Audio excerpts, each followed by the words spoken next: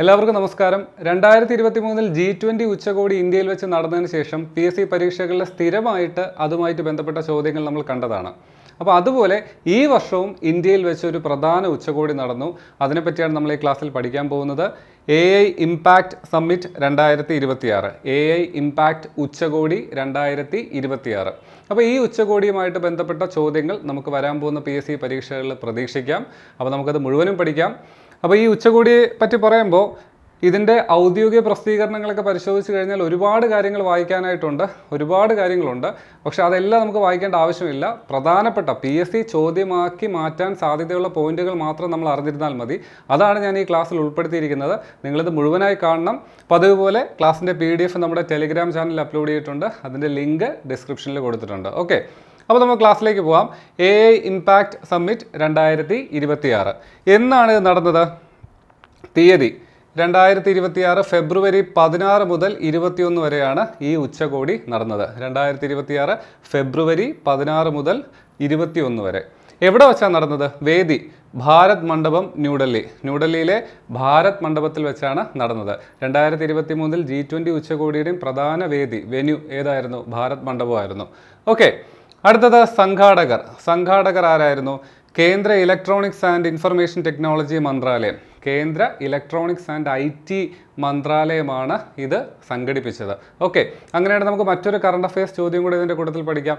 നിലവിലെ കേന്ദ്ര electronics and information technology minister ആരാണ്? ഇന്ത്യയുടെ ആരാണ്? അത് അശ്വിനി വൈഷ്ണവാണ്. അദ്ദേഹം കൈകാര്യം ചെയ്യുന്ന മറ്റൊരു വകുപ്പ് ഏതാണ്? റെയിൽവേ വകുപ്പും അദ്ദേഹം തന്നെയാണ് കൈകാര്യം ചെയ്യുന്നത്. ഓക്കെ, അപ്പോൾ അതുകൂടി ഇതിൻ്റെ കൂട്ടത്തിൽ പഠിച്ചു വെച്ചേക്കുക. കാരണം സ്ഥിരമായിട്ട് ഈ പദവികളുമായിട്ട് ബന്ധപ്പെട്ടുള്ള ചോദ്യങ്ങൾ നമുക്ക് പരീക്ഷകളിൽ കാണാറുണ്ട്.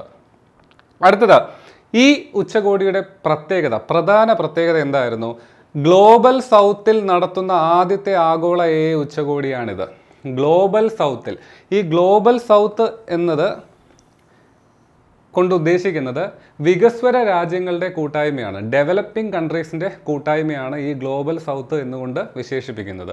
നമുക്കറിയാം നമ്മുടെ ഇന്ത്യ ഒരു ഡെവലപ്ഡ് കൺട്രി അല്ലല്ലേ, അതൊരു ഡെവലപ്പിംഗ് കൺട്രിയാണ്, വികസിച്ചുകൊണ്ടിരിക്കുന്ന ഒരു കൺട്രിയാണ്. അപ്പോൾ ഇന്ത്യയെ പോലെയുള്ള വികസ്വര രാജ്യങ്ങളുടെ കൂട്ടായ്മയാണ് ഗ്ലോബൽ സൗത്ത് എന്ന് വിളിക്കുന്നത്. അപ്പോൾ ഈ കൂട്ടായ്മയിൽ വെച്ച് നടന്ന ആദ്യത്തെ, അല്ലെങ്കിൽ ഈ കൂട്ടായ്മയിലുള്ള ഒരു രാജ്യത്ത് വെച്ച് നടന്ന ആദ്യത്തെ ആഗോള AI ഉച്ചകോടിയാണ് ഇത്. അതൊരു പോയിന്റാണ്. പ്രത്യേകിച്ച് ഇപ്പോൾ ഈ സ്റ്റേറ്റ്മെൻറ്റ് ടൈപ്പ് ക്വസ്റ്റ്യൻസ് ഒക്കെ കറണ്ട് അഫയേഴ്സിൽ വരുന്നുണ്ട്. അപ്പോൾ അതുകൊണ്ട് തന്നെ ഇങ്ങനെയുള്ള കാര്യങ്ങളൊക്കെ നിങ്ങൾ അറിഞ്ഞിരിക്കുക. അടുത്തത്, ഈ ഉച്ചകോടിയിലൂടെ ഇന്ത്യക്ക് ഒരു ലോക റെക്കോർഡ് ലഭിച്ചു. അതെന്താണ് നമുക്ക് നോക്കാം. 24 മണിക്കൂറിനുള്ളിൽ ഉത്തരവാദിത്തമുള്ള AI ക്യാമ്പയിൻ ഏറ്റവും കൂടുതൽ പ്രതിജ്ഞകൾ സ്വീകരിച്ചതിന് ഇന്ത്യ ഈ സബ്മിറ്റിൽ ഗിന്നസ് വേൾഡ് റെക്കോർഡ് സ്വന്തമാക്കി. അതായത് ഈ ഉച്ചകോടിയിൽ ഒരു ക്യാമ്പയിൻ ഉണ്ടായിരുന്നു, റെസ്പോൺസിബിൾ AI, ഉത്തരവാദിത്തപരമായിട്ട് AI ടെക്നോളജി വിനിയോഗിക്കുക. അതാണ് ക്യാമ്പയിൻ്റെ ലക്ഷ്യം. അപ്പോൾ ഈ ക്യാമ്പയിനിൽ 24 മണിക്കൂറിനുള്ളിൽ 2.5 ലക്ഷത്തിലധികം ആളുകൾ പ്രതിജ്ഞ ചെയ്തു, അല്ലെങ്കിൽ 2.5 ലക്ഷത്തിലധികം ആളുകളുടെ പ്രതിജ്ഞ സ്വീകരിച്ചതിന് ഇന്ത്യക്ക് ഗിന്നസ് വേൾഡ് റെക്കോർഡ് ലഭിച്ചു. 24 മണിക്കൂറിനുള്ളിലാണ്. അപ്പോൾ ഈ പോയിന്റ് പ്രധാനപ്പെട്ടതാണ്, ഓർത്ത് വെച്ചേക്കുക.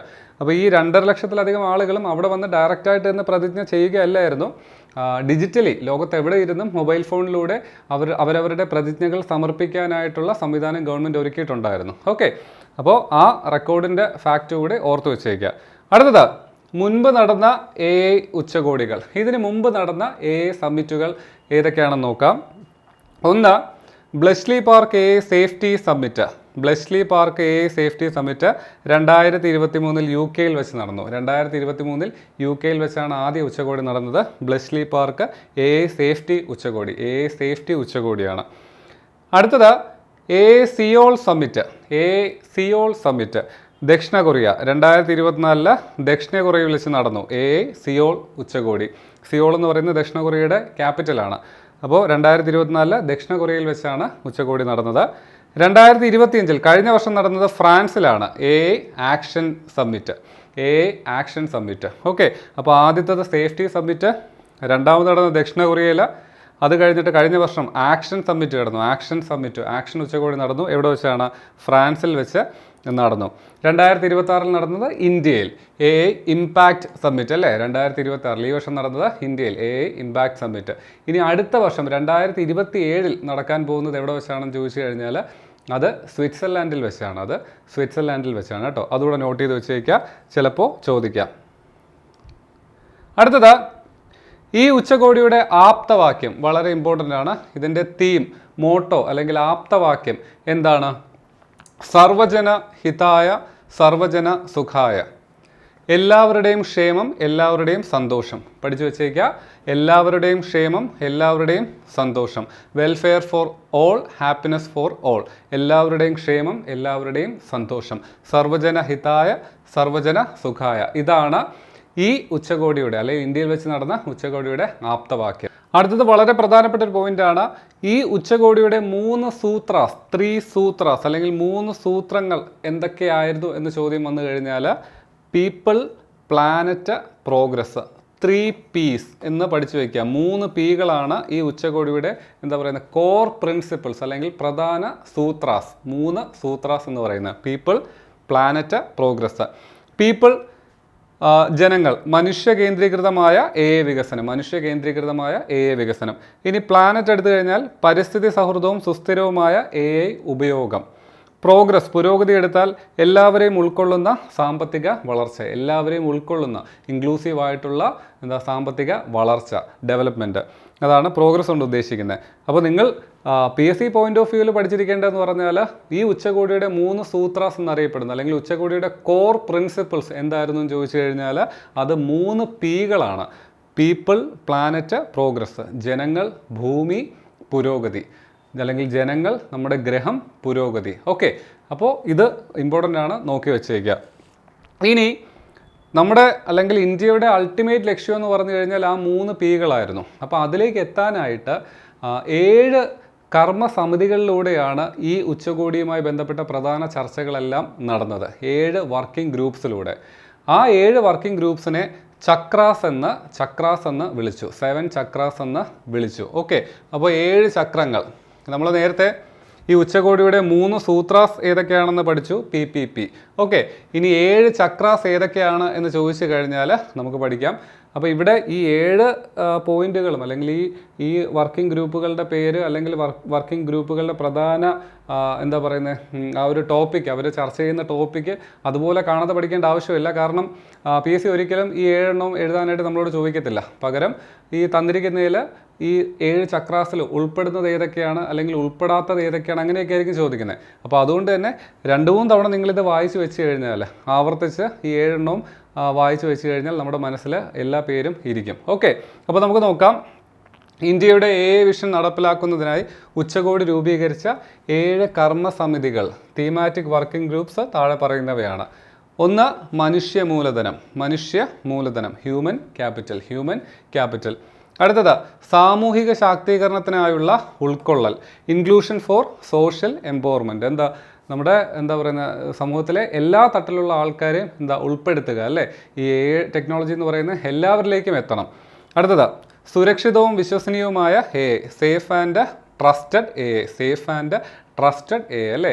ഈ ടെക്നോളജി സുരക്ഷിതമായിരിക്കണം. നമുക്കറിയാം ഈ കൊണ്ടുള്ള വിപത്തുകൾ എന്തൊക്കെയാണ് നമ്മൾ ഈ ഒരു ചെറിയ കാലം കൊണ്ട് തന്നെ പലയിടത്തും കണ്ടതാണ്. ഓക്കെ, അപ്പോൾ സേഫ് ആയിരിക്കണം, അതുപോലെ വിശ്വാസിതവുമായിരിക്കണം, ട്രസ്റ്റഡുമായിരിക്കണം. ഓക്കെ, അടുത്തത്, പ്രതിരോധശേഷി, നൂതനത്വം, കാര്യക്ഷമത, റെസിലിയൻസ്, ഇന്നോവേഷൻ ആൻഡ് എഫിഷ്യൻസി. അടുത്ത ഗ്രൂപ്പ് ശാസ്ത്രം. ഇനി 6ാമത്തെ ഗ്രൂപ്പ് വിഭവങ്ങളുടെ ജനാധിപത്യവൽക്കരണം, ഡെമോക്രറ്റൈസിങ് ഓഫ് റിസോഴ്സസ്. അതാണ് 6ാമത്തത്. ഇനി 7ാമത്തത്, സാമ്പത്തിക വളർച്ചയ്ക്കും സാമൂഹിക നന്മയ്ക്കുമുള്ള for economic development and social good. Okay, അപ്പോൾ ഒന്നുകൂടെ നോക്കാം. Human capital, inclusion for social empowerment, safe and trusted resilience, innovation and efficiency, science, democratising resources, for economic development and social good. നിങ്ങളിത് 2-3 തവണ വായിക്കുക, ഇതിന് പുറമെ വായിച്ച് നോക്കുക. ഓക്കെ, അപ്പോൾ അല്ലെങ്കിൽ ഈ ഉച്ചകോടിയുടെ 7 ചക്രാസ് എന്ന് പറയുന്ന ഇതൊക്കെയാണ്. അടുത്ത നമ്മൾ പഠിക്കുന്നത് മാനവ് വിഷൻ. ഇന്ത്യ മുന്നോട്ട് വെച്ച ഡെവലപ്മെൻറ്റിനായിട്ടുള്ള ഇന്ത്യയുടെ മാർഗരേഖ, ഇന്ത്യയുടെ റോഡ് മാപ്പാണ് മാനവ് എന്ന് പറയുന്നത്. നമുക്ക് നോക്കാം. മനുഷ്യ കേന്ദ്രീകൃത വികസനത്തിനായുള്ള ഇന്ത്യയുടെ മാർഗരേഖ അല്ലെങ്കിൽ റോഡ് മാപ്പ് ഇന്ത്യ മുന്നോട്ട് വെച്ച മാർഗരേഖയാണ് മാനവ് വിഷൻ MANAV. നമുക്ക് എന്തൊക്കെയാണെന്ന് നോക്കാം. ഇതിൽ M സൂചിപ്പിക്കുന്നത് മോറൽ ആൻഡ് എത്തിക്കൽ സിസ്റ്റംസ്, ധാർമ്മികതയാണ് സൂചിപ്പിക്കുന്നത്. M for moral and ethical systems. അതായത് ഈ എയുടെ ഡെവലപ്മെൻറ്റ് എന്ന് പറയുന്നത് അല്ലെങ്കിൽ സംവിധാനങ്ങളെല്ലാം തന്നെ കൃത്യമായിട്ടുള്ള ധാർമ്മിക മൂല്യങ്ങളിൽ അധിഷ്ഠിതമായിരിക്കണം എന്നാണ് ഉദ്ദേശിക്കുന്നത്. അടുത്തത് നോക്കാം. അക്കൗണ്ടബിൾ ഗവേണൻസ്, ഉത്തരവാദിത്തമുള്ള ഭരണ സംവിധാനം. ഈ സംവിധാനങ്ങളെല്ലാം ഡെവലപ്പായാൽ മാത്രം പോരാ, കൃത്യമായിട്ടുള്ള നിയമങ്ങളും അതുപോലെ തന്നെ ഉത്തരവാദിത്തമുള്ള ഭരണ സംവിധാനങ്ങളും ഉണ്ടാവണം ഇതിനെ റെഗുലേറ്റ് ചെയ്യാനായിട്ട്. അതാണ് കൊണ്ട് ഉദ്ദേശിക്കുന്നത്, അക്കൗണ്ടബിൾ ഗവേണൻസ്. അടുത്തത് നാഷണൽ സൊവറിനിറ്റിയാണ് ഉദ്ദേശിക്കുന്നത്. ദേശീയ പരമാധികാരം. പ്രധാനമായിട്ട് നമ്മുടെ ഡേറ്റയാണ് ഉദ്ദേശിക്കുന്നത്. നമ്മുടെ ഇന്ത്യൻ പൗരന്മാരുടെ ഡേറ്റയ്ക്ക് മേലുള്ള പരമാധികാരമുള്ളത് ഇന്ത്യക്ക് തന്നെയാണ്. നമ്മുടെ ഡേറ്റ നമുക്കാണ് സ്വന്തം, നമുക്കാണ് അതിൻ്റെ ഫുൾ അവകാശവുമുള്ളത്. അതാണ് ഈ നാഷണൽ സൊവറിനിറ്റി കൊണ്ട് ഈ മായിട്ട് ബന്ധപ്പെട്ട് ഉദ്ദേശിക്കുന്നത്. അടുത്തത് ആണ് ആക്സസിബിൾ ആൻഡ് ഇൻക്ലൂസീവ് AI. എല്ലാവർക്കും ലഭ്യമായതും അതുപോലെ എല്ലാവരും ഉൾപ്പെടുത്തിക്കൊണ്ടുള്ള AI വികസനം. അതാണ് കൊണ്ട് ഉദ്ദേശിക്കുന്നത്, ആക്സസിബിൾ ആൻഡ് ഇൻക്ലൂസീവ് AI. എല്ലാവരെയും ഉൾപ്പെടുത്തുക, എല്ലാവർക്കും ഒരുപോലെ ഇതിൻ്റെ പുരോഗതി പ്രയോജനം ചെയ്യണം. അടുത്ത വാലിഡ് ആൻഡ് ലെജിറ്റിമേറ്റ് സിസ്റ്റംസ്. സാധുവായതും അതുപോലെ തന്നെ സാധുതയുള്ളതും നിയമാനുസൃതവുമായിട്ടുള്ള സംവിധാനങ്ങൾ, സംവിധാനങ്ങൾ, നിയമാനുസൃതമായിട്ടുള്ള വാലിഡ് ആയിട്ടുള്ള സംവിധാനങ്ങൾ. അതാണ് കൊണ്ട് ഉദ്ദേശിക്കുന്നത്. ഓക്കെ, അപ്പോൾ മാനവിൽ MANAV, moral, accountable governance, national sovereignty, accessible, valid. Okay, അങ്ങനെ ഷോർട്ടായിട്ടും പഠിച്ച് വെച്ചേക്കുക. അപ്പോൾ ഇമ്പോർട്ടൻ്റ് ആണ് മാനവ് വിഷൻ, ഇന്ത്യയുടെ വിഷനാണ് മാനവ് വിഷൻ, അത് പഠിച്ച് വെച്ചേക്കണം. ഇനി അടുത്തത് ഇന്ത്യ മിഷനുമായിട്ട് ബന്ധപ്പെട്ട് നമുക്ക് ഒരു പോയിന്റ് പഠിക്കാനായിട്ടുള്ളത്, അടിസ്ഥാന സൗകര്യ വികസനത്തിനായി കേന്ദ്ര സർക്കാർ 10,372 കോടി രൂപ വകയിരുത്തി. ഓക്കെ, അപ്പോൾ ഈ ഉച്ചകോടിയുടെ ഭാഗമായിട്ട് കേന്ദ്ര സർക്കാർ 10,372 കോടി രൂപ മാറ്റിവെച്ചിട്ടുണ്ട് വികസനത്തിനായി, അല്ലെങ്കിൽ വകയിരുത്തിയിട്ടുണ്ട്. അടുത്തത് കമ്പ്യൂട്ടിംഗ് പവറാണ്. 2026 അവസാനത്തോടെ ഇന്ത്യയിൽ 1 ലക്ഷം GPUകൾ ലഭ്യമാക്കാൻ ലക്ഷ്യമിടുന്നു. നമുക്കറിയാം ഈ ടെക്നോളജി ഡെവലപ്പ് ചെയ്യാനായിട്ട് വളരെ എഫിഷ്യൻ്റ് ആയിട്ടുള്ള പ്രോസസ്സേഴ്സ്, കമ്പ്യൂട്ടിംഗ് പവറുള്ള മെഷീൻസ് വേണം അല്ലേ. അപ്പോൾ സാധാ CPUs ഒന്നും പോരാ, കോടിക്കണക്കിന് ഡേറ്റയൊക്കെയാണ് പ്രോസസ്സ് ചെയ്യേണ്ടത്. അപ്പോൾ അതിന് GPUs തന്നെ വേണം, ഗ്രാഫിക്സ് പ്രോസസ്സിംഗ് യൂണിറ്റ്സ് തന്നെ വേണം. ഇപ്പോൾ 2026 അവസാനത്തോടെ ഇന്ത്യയിൽ 1 ലക്ഷം GPUs ലഭ്യമാക്കാനും ലക്ഷ്യമിടുന്നുണ്ട്. ഓക്കെ, അതും നോട്ട് ചെയ്ത് വെച്ചേക്കുക. ഇനി അടുത്തത് വളരെ പ്രധാനപ്പെട്ട ഒരു ആപ്പിൻ്റെ പേരാണ് നമ്മൾ പഠിക്കാൻ പോകുന്നത്, ഭാരത് വിസ്താർ. ഇന്ത്യ ഗവൺമെൻറ് ഇന്ത്യയിലെ കർഷകർക്ക് വേണ്ടി ഡെവലപ്പ് ചെയ്ത പ്ലാറ്റ്ഫോമാണ്, ആപ്പാണ് ഭാരത് വിസ്താർ എന്ന് പറയുന്നത്. നോക്കാം, അതിൻ്റെ ഇൻ്റർഫേസ് നിങ്ങൾക്ക് ഇവിടെ കാണാനായിട്ട് പറ്റും. 2026-27 കേന്ദ്ര ബജറ്റിൽ പ്രഖ്യാപിക്കുകയും 2026 ഫെബ്രുവരി 17 കേന്ദ്ര കൃഷി മന്ത്രാലയം പുറത്തിറക്കുകയും ചെയ്ത കർഷകർക്കായുള്ള അധിഷ്ഠിത ഡിജിറ്റൽ പ്ലാറ്റ്ഫോമാണിത്. ഓക്കെ, അപ്പോൾ ഇതൊരു പ്ലാറ്റ്ഫോമാണ്, ആപ്പാണ് ഭാരത് വിസ്താർ എന്ന് പറയുന്നത്. കേന്ദ്ര കൃഷി മന്ത്രാലയം ഈ ഉച്ചകോടിയുടെ സമയത്ത് നമ്മുടെ കർഷകർക്കായിട്ട്, ഇന്ത്യയിലെ കർഷകർക്കായിട്ട് റിലീസ് ചെയ്ത ആപ്പാണ്, അധിഷ്ഠിത ഡിജിറ്റൽ പ്ലാറ്റ്ഫോമാണ് ഭാരത് വിസ്താർ. ഈ പേര് മറക്കരുത്, ഭാരത് വിസ്താർ. ഇതിൻ്റെ ലക്ഷ്യം എന്താണെന്ന് നോക്കാം. കർഷകർക്ക് അവരുടെ സ്വന്തം ഭാഷയിൽ, മലയാളം ഉൾപ്പെടെയാണ്, കർഷകർക്ക് അവരുടെ സ്വന്തം ഭാഷയിൽ കാലാവസ്ഥ, വിളകൾ, വളപ്രയോഗം, വിപണി വില എന്നിവയെക്കുറിച്ചുള്ള കൃത്യമായ വിവരങ്ങൾ തത്സമയം നൽകുക. ഓക്കെ, അപ്പോൾ കർഷകർക്ക് അവരുടെ റീജിയണൽ ലാംഗ്വേജിൽ, അവരുടെ ഭാഷയിൽ, അവരുടെ സ്വന്തം ഭാഷയിൽ കാലാവസ്ഥ, വിളകൾ, വളപ്രയോഗം, വിപണി വില എന്നിവയെക്കുറിച്ചുള്ള അപ്ഡേറ്റ്സ് ലൈവായിട്ട് കൊടുക്കുക എന്നതാണ് ഈ ആപ്പ് കൊണ്ട് ലക്ഷ്യം ചെയ്യുന്നത്. അതുകൂടാതെ തന്നെ അവരുടെ സംശയങ്ങളെല്ലാം തീർക്കാനും സാധിക്കും. ഇനി ഈ സ്മാർട്ട് ഫോണൊന്നും ഉപയോഗിക്കാത്ത കർഷകർക്ക് വേണ്ടി ഒരു ടോൾ ഫ്രീ നമ്പർ ഉണ്ട് കേട്ടോ. കാരണം ഇതൊരു ആപ്പാണല്ലേ, ഇതൊരു ആപ്പ് ഇൻസ്റ്റാൾ ചെയ്യാനായിട്ടൊരു സ്മാർട്ട് ഫോൺ വേണം, അതിനകത്ത് ഉപയോഗിക്കാൻ അറിയണം. അപ്പോൾ ഇത് ഉപയോഗിക്കാൻ അറിയാത്തവർക്ക് അല്ലെങ്കിൽ സ്മാർട്ട് ഫോൺ ഇല്ലാത്തവർക്കും വേണ്ടി ഒരു ടോൾ ഫ്രീ നമ്പർ ഉണ്ട്. അപ്പോൾ അതിലേക്ക് വിളിച്ചാൽ മതി. ആ നമ്പറിലേക്ക് വിളിച്ചാൽ ആദ്യം മറുപടി തരുന്നത് ഒരു വോയിസ് അസിസ്റ്റൻ്റ് ആണ്, ഒരു വോയിസ് ആണ് തരുന്നത്. ആ വോയിസിൻ്റെ പേര് ഭാരതി എന്നാണ്, ഭാരതി. അപ്പോൾ ഭാരത് വിസ്താർ എന്ന് പറയുന്ന പ്ലാറ്റ്ഫോമിൽ അല്ലെങ്കിൽ ഇതിൻ്റെ ഭാഗമായിട്ടുള്ള ടോൾ ഫ്രീ നമ്പറിൽ കർഷകർ വിളിച്ചു കഴിഞ്ഞാൽ മറുപടി തരുന്ന AI വോയിസ് അസിസ്റ്റൻ്റിൻ്റെ പേരെന്താണെന്ന് ചോദിച്ചു കഴിഞ്ഞാൽ ഭാരതി. അതും കൂടെ നോട്ട് ചെയ്ത് വെച്ചേക്കണം പ്രത്യേകിച്ച്. ഓക്കെ, അടുത്തത് ഈ ഉച്ചകോടിയുമായി ബന്ധപ്പെട്ട് നമുക്കൊരു ഡിക്ലറേഷൻ പഠിക്കാനായിട്ടുണ്ട്. പ്രധാനപ്പെട്ട ഡിക്ലറേഷനാണ് ന്യൂഡൽഹി ഡിക്ലറേഷൻ. കൃത്യമായി പറഞ്ഞു കഴിഞ്ഞാൽ ന്യൂഡൽഹി AI ഇമ്പാക്റ്റ് സമ്മിറ്റ്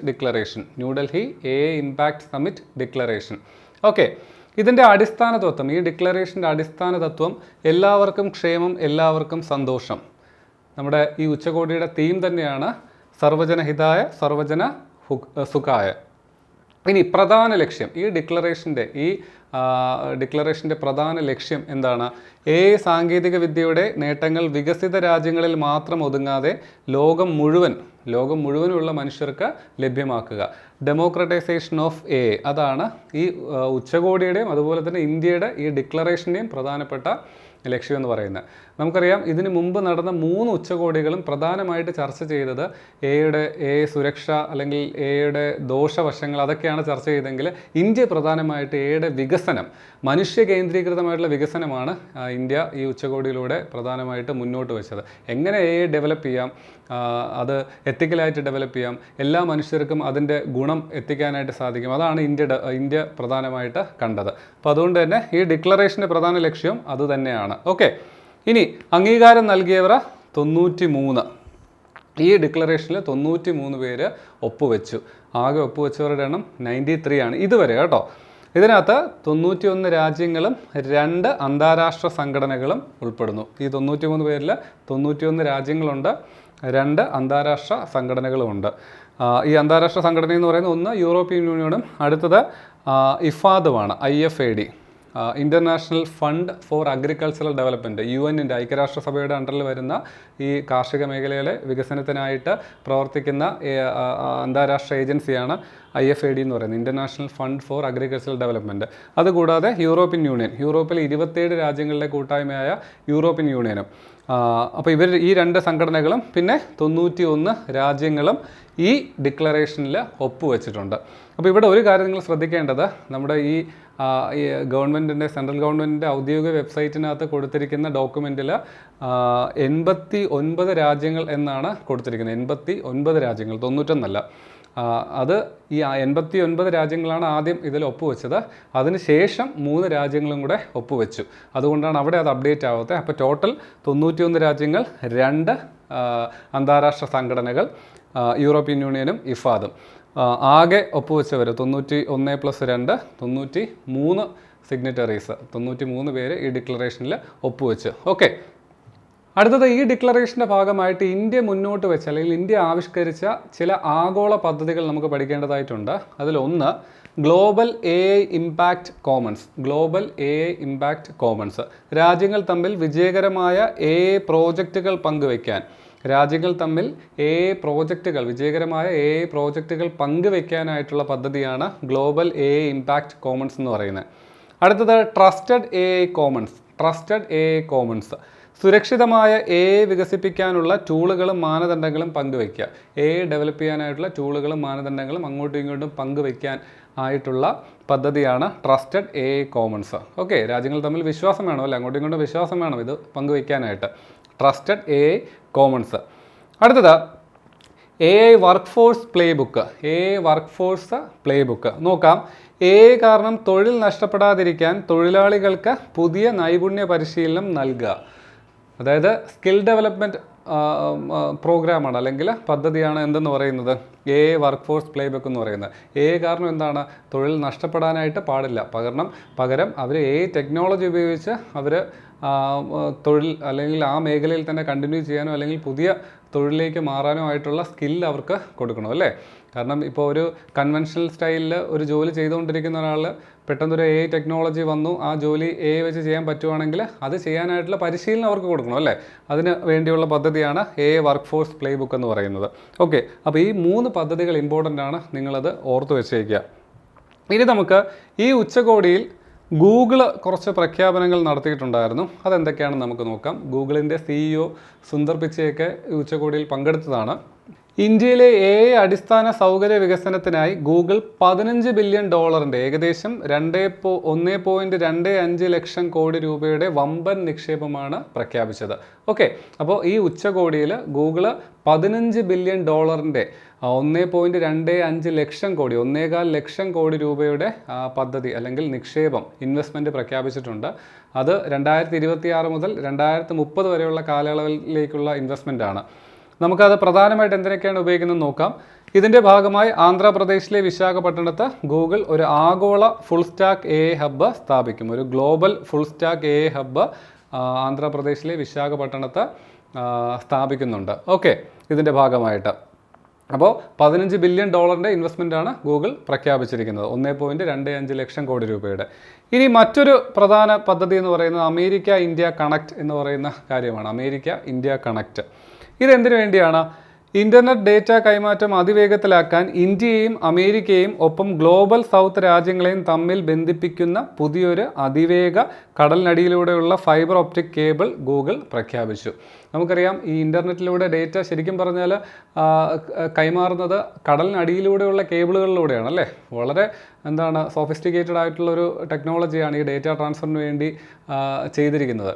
അപ്പോൾ ഈ ഇന്ത്യയും അമേരിക്കയും പിന്നെ അതുപോലെ തന്നെ ഗ്ലോബൽ സൗത്തിലുള്ള മറ്റ് രാജ്യങ്ങളെയും തമ്മിൽ ബന്ധിപ്പിക്കാനായിട്ടുള്ള അതിവേഗ ഫൈബർ ഒപ്റ്റിക് കടലിനടിയിലൂടെയുള്ള സബ്സീ കേബിളുകൾ സ്ഥാപിക്കാനായിട്ടും ഗൂഗിൾ പ്രഖ്യാപിച്ചിട്ടുണ്ട്. അപ്പോൾ അതിനൊക്കെ നല്ല എമൗണ്ട് വേണമല്ലേ. അപ്പോൾ 1.25 ലക്ഷം കോടിയൊക്കെ ചിലവാക്കുന്നത് വെറുതെ അല്ല. അപ്പോൾ ഈ അമേരിക്ക ഇന്ത്യ കണക്റ്റ് നിങ്ങൾ ഓർത്ത് വെച്ചേക്കുക. ഇത് നടപ്പിലാക്കുന്നത് ഗൂഗിളാണ് കേട്ടോ. ഗൂഗിളാണ് നടപ്പിലാക്കുന്നത് അമേരിക്ക ഇന്ത്യ കണക്റ്റ്. സബ്സീ കേബിൾസ്, കടലിനടിയിലൂടെയുള്ള അതിവേഗ ഇൻ്റർനെറ്റ് കേബിളുകൾ സ്ഥാപിക്കുക എന്നതാണ് ലക്ഷ്യം. ഓക്കെ, ഇനി നമുക്കിതുമായിട്ട് ബന്ധപ്പെട്ട 2 കാര്യങ്ങളും കൂടെ പഠിക്കാനുണ്ട്. ഒന്ന് ഒരു പുസ്തകമാണ്, പ്രൂണേഴ്സ് ഓഫ് ഇന്ത്യ. ഓൺട്രപ്രൂണേഴ്സ് നിങ്ങൾ കേട്ടിട്ടുണ്ടായിരിക്കും, സംരംഭകർ അല്ലേ. ഓൺട്രപ്രൂണേഴ്സ് അതിൻ്റെ സമാനമായിട്ടുള്ളൊരു വാക്കാണ്, അല്ലെങ്കിൽ അത് ആ രീതിയിൽ ഉദ്ദേശിച്ചിരിക്കുന്നതാണ് പ്രൂണേഴ്സ് ഓഫ് ഇന്ത്യ എന്ന് പറയുന്നത്. ഓക്കെ, നീതി ആയോഗിൻ്റെ കീഴിലുള്ള അടൽ ഇന്നൊവേഷൻ മിഷനാണ് ഈ പുസ്തകം പുറത്തിറക്കിയത്. അപ്പോൾ ഈ ഉച്ചകോടിയിൽ പ്രസിദ്ധീകരിച്ച ഒരു പുസ്തകമാണ് പ്രൂണേഴ്സ് ഓഫ് ഇന്ത്യ എന്ന് പറയുന്ന പുസ്തകം. അത് പ്രസിദ്ധീകരിച്ചതാരാണ്?